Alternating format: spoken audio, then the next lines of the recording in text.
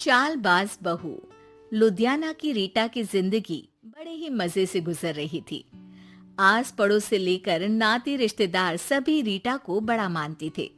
वो सबकी पसंद नापसंद का ख्याल रखती। अरे बहन, ये लो कढ़ी बनाई थी मैंने। सोचा तुम बीमार हो तो तुम्हारे घर के लिए भी बना दी, खा लेना। सभी रीटा की तारीफ करते हैं। रीटा की ममेरी बहन कहती है, रीटा, तुम्हारा लड़का तो बहुत बड़ा हो गया है, उसकी शादी की नहीं सोची? सोच तो रही हूँ, लेकिन ऐसे लड़के से कौन शादी करेगा जो कमाता धमाता ही नहीं है। ये तो है। तू उसे समझाकर किसी काम पर क्यों नहीं लगाती? अरे क्या करूं बहन, समझाती तो बहुत हूँ लेकिन समझता ही नहीं। किसी तरह कहीं काम पर लगा भी दो तो 2-4 दिनों में ही काम छोड़कर वापस आ जाता है। कहता है खुद का काम करना है। अगले दिन रीटा का बेटा मयंक कहता है, माँ, ये नेहा है, मैं इससे प्यार करता हूँ और इसी से शादी करूंगा। अब लेकिन नेहा बेटा, ये तो काम ही नहीं करता, तुम खाओगी क्या? माँ जी, आप जो खाएंगी वही मैं भी खा लूंगी, लेकिन शादी तो मयंक से ही करूंगी। रीटा नेहा और मयंक की शादी करवा देती है।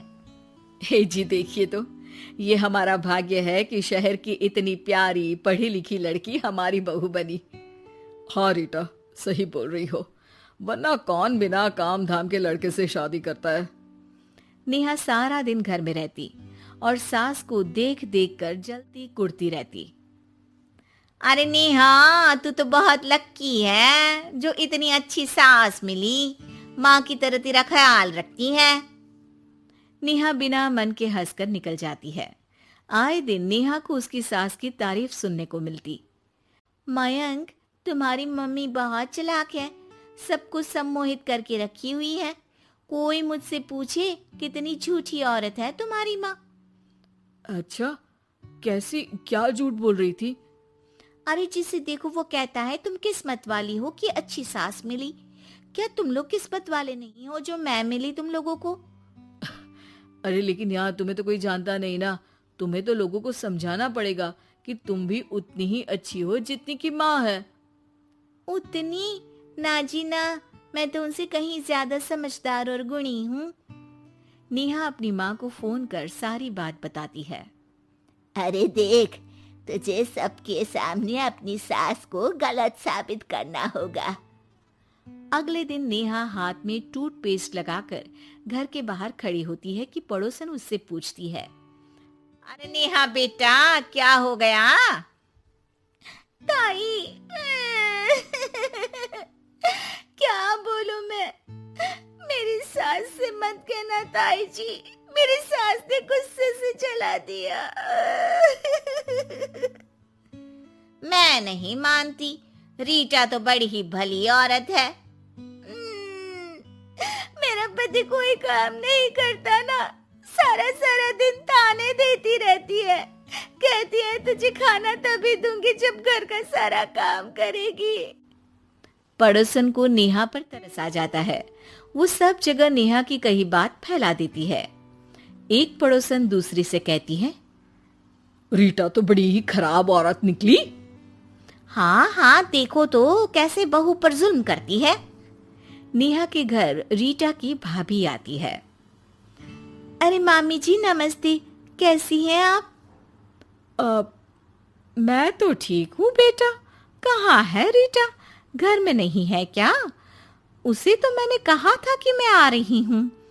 अब क्या बताऊँ मामी जी, मुझे तो डॉक्टर के पास जाना था, लेकिन फिर भी मैं रुकी कि आपको घर आना है। मम्मी जी को तो कोई फिक्र ही नहीं है।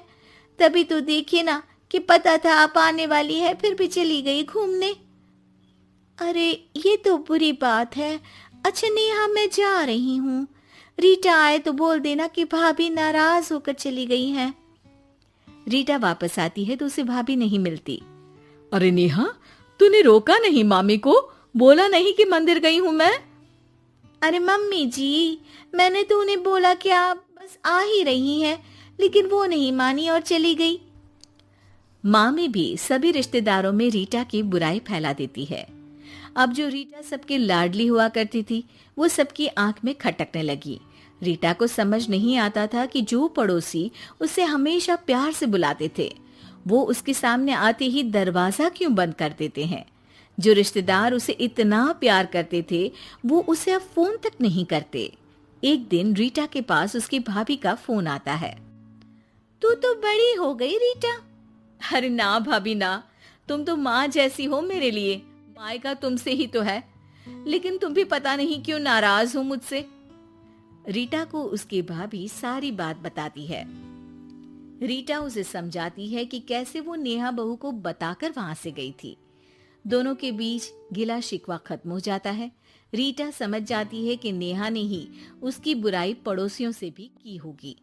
रीटा सबके घर जाकर बात करती है, जहां उसे पता चलता है कि नेहा ने ढेर सारी झूठी बातें कर रखी है। रीटा सोच लेती है कि वो नेहा को सबक सिखाकर ही रहेगी। नेहा, तेरे ससुर जी रिटायर हो रहे हैं, तो अब तू और मयंक कहीं और घर देख लो। अरे कैसी बातें कर रही हैं सासू माँ, ये तो कोई काम नहीं करते, हम कहाँ जाएंगे। तभी वो पड़ोसन आ जाती है। अरे नेहा, अच्छा ही तो है, तेरी ऐसी सास से छुटकारा मिल रहा है जो तुझे बात बात पर जला देती थी ना। घर जरा जल्दी खाली कर देना नेहा, मयंक से भी बोल देना। नेहा को समझ आ जाता है कि सास को सब पता चल गया है। वो उसकी पैर पकड़ लेती है। सासू माँ, मुझे माफ कर दीजिए, मैं आगे से ऐसा कभी नहीं करूंगी।